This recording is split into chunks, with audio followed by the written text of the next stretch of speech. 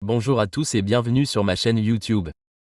Je m'appelle Vikos Nera et dans la vidéo d'aujourd'hui, nous allons voir comment préparer un serveur SMTP avec le plan de préparation MailWiz.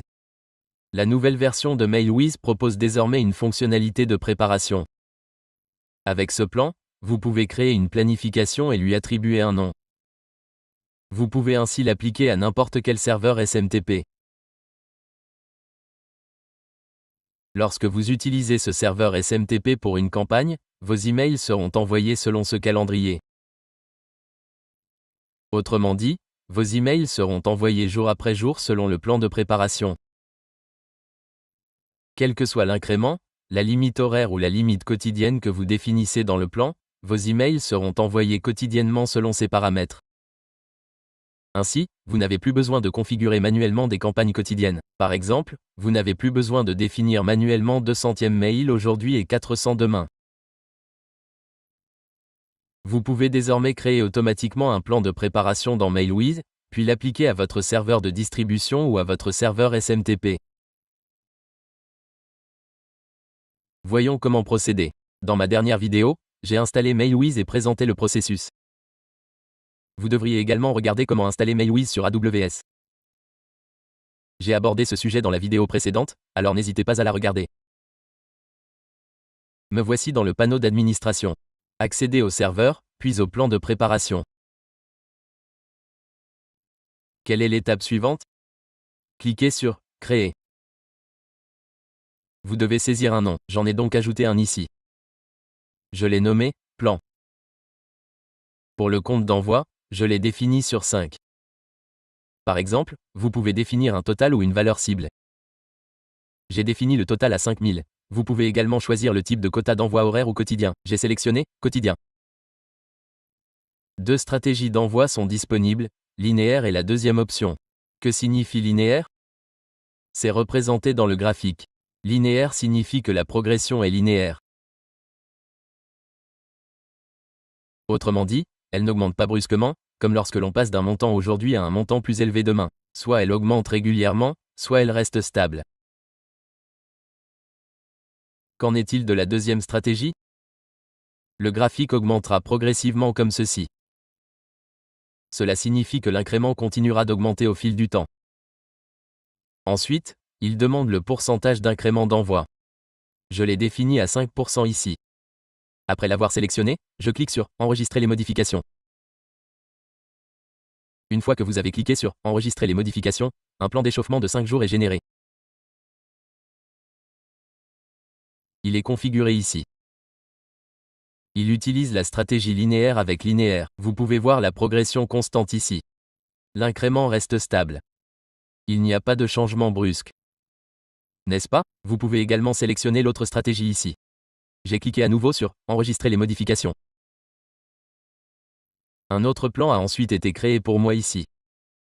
Quelque chose comme ceci. Vous remarquerez la différence entre les deux stratégies ici. Vous avez donc créé ce plan. Vous pouvez définir la limite ici en fonction de vos besoins. Choisissez « Objectif » ou « Total » selon votre préférence. Par exemple, je vais passer à « Objectif » maintenant. Ensuite, je clique sur « Enregistrer les modifications ».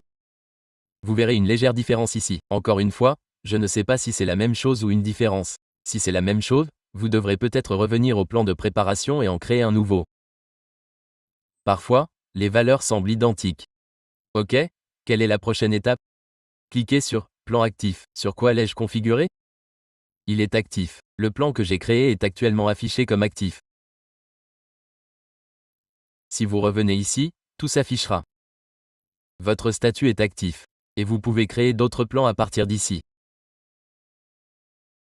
Quelle est la prochaine étape? Accéder au serveur de distribution. Supposons que vous ayez 5 serveurs SMTP ici. Pour appliquer ce plan à n'importe quel serveur SMTP, cliquez sur celui de votre choix. Dans les paramètres, cliquez sur « Mettre à jour ». Faites défiler vers le bas. Vous trouverez l'option « Plan de préparation » ici. Je vais le faire dans un nouvel onglet pour plus de clarté. Mon plan s'appelait « Mon plan ». Dès que je saisis mon plan ici, il apparaît dans le menu déroulant. Une fois sélectionné, mon plan s'affiche également ici. OK.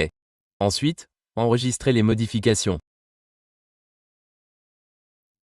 Toute campagne menée via ce SMTP respectera cette limite.